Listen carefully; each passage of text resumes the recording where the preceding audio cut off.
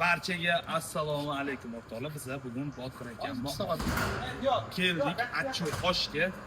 Hamdaqa yengillikni qo'yib tashlashibdi. Mana hozir endi ochaman, hozir pishdi. Nima deyapti? Falgada kuyib ketmaydi. 8 soatda pishadi. Dudlangan, mevali daraxtda qilinadi. Hozir hamma joyda qilinyapti. Biz ham yengillik.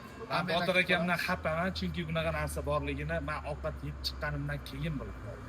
Buni ovqat yeb bo'lishganda pishdi, nima qilman demaydi. To'g'ri. Joningiz sog' bo'lsin, aka, ishlaringiz rivojini bersin.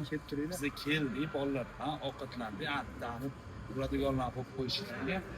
Kirmasdan bolalar shu narsani borligini ko'rmadi ham. Ichkariga kirib ovqat yeb kuchga to'lib ketdimi, hatto hammasi qangalatib urayotibdi.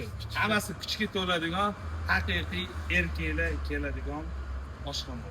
Bemalol kelaverasizlar, aloqaga chiqib, o'zingizlarning joylarni bemalol band qilib qo'ysanglar bo'ladi yaqin. Hammaga rahmat. Botir aka.